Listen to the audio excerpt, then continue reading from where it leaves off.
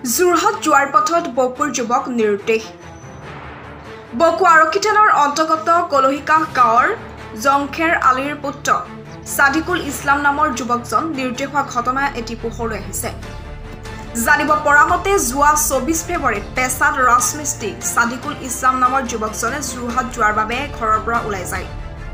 যুৱক সাদিকুল ইছলামৰ পত্নীয়ে যুৱকজনক ফোন কৰি কৰ্মস্থলী পাইছে নেকি বুলি সুধিছিল যদিও যুৱকজনে ৰেলত থকা বুলি জনাইছিল আৰু তাৰ পিছৰ পৰাই যুৱকজনৰ লগত কোনো যোগাযোগ নাই বুলি পৰিয়ালৰ লোকে সংবাদ মাধ্যমক অৱগত কৰে। যুৱকজনে কাম কৰা কৰ্মস্থলীত পৰিয়ালৰ লোক যোগাযোগ কৰিছিল যদিও কোনো সুসূত্ৰ উলিয়াবলৈ সক্ষম নহয়। অৱশেষত পৰিয়ালৰ লোকে বকু আৰক্ষী থানাত এখন এজাহাৰ দাখিল কৰে। বিগত কেইবাদিন ধৰি যুৱকজনৰ লগত সংযোগ স্থাপন নকৰাৰ বাবে পৰিয়ালৰ লোকে তীব্ৰ হতাশাত ভুগিব লগা হৈছে। ইফালে আৰক্ষীয়েও বৰ্তমানলৈকে কোনো ব্যৱস্থা হাতত লোৱা পৰিলক্ষিত হোৱা নাই। কোনো সদাশয় ব্যক্তিয়ে যদি যুৱকজনক দেখা পায় তেন্তে 9862941601 নম্বৰত যোগাযোগ কৰক অথবা স্থানীয় আৰক্ষীক খবৰ দিবলৈ পৰিয়ালৰ লোকে আহ্বান জনাইছে। নাম হৈছে সাদিকুল ইছলাম, পিতা জংখেৰ আলী, গাঁও কলহিকা। তেওঁ মোৰ খুৰাৰ ল'ৰা, মোৰ ভাই হয়। তেওঁ যোৱা 25 ফেব্ৰুৱাৰী তেওঁ ঘৰৰ পৰা যোৰহাটলৈ যাওঁ বুলি ঘৰৰ পৰা ওলাই গৈছে আবেলি 2টামান বজাত।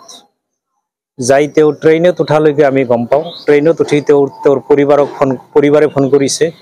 পৰিবাৰৰ লগত কথা পতা নাই। তেওঁ কৈছে যে মই ট্ৰেইনত আছোঁ, ট্ৰেইনৰ পৰা নামি তোমাক ফোন কৰিম। কিন্তু ট্ৰেইনৰ পৰা নামাৰ পিছতো ফোন কৰা নাই। তাৰপিছত তেওঁৰ পৰিবাৰটোৱে ফোন কৰিছে, ফোনটো ছুইচ অফ হৈ যায়। আজিলৈকে ছুইচ অফেই পাইছোঁ।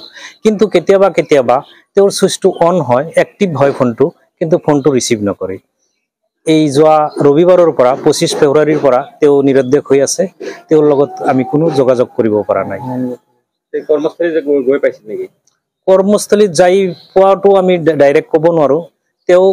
তেওঁৰ লগত লাষ্ট যোগাযোগ যেতিয়া হৈছিল তেওঁ কৈছে যে মই ট্ৰেইনত আছোঁ, অলপ পিছত যাই মই পামগৈ, যোৰহাট পামগৈ, তাৰপিছত তোমালোকক ফোন কৰিম। কিন্তু তেওঁ আজিলৈকে ফোনো কৰা নাই আৰু ঘৰৰ পৰা ফোন কৰিলে কেতিয়াবা ৰিং কৰে ফোনটো, কিন্তু ৰিচিভ নকৰে।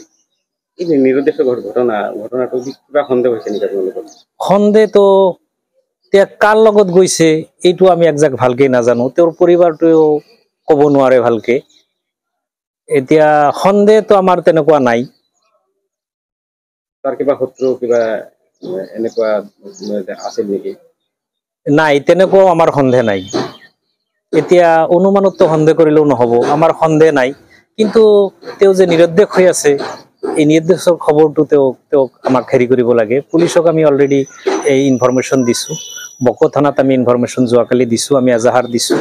বকোৰ থানাৰ পৰা অৱশ্য যোগাযোগ কৰি আছে। তেওঁলোকেও এতিয়ালৈকে কোনো সংহত ওলাব পৰা নাই, আমাক কোনো সমিধান দিব পৰা নাই।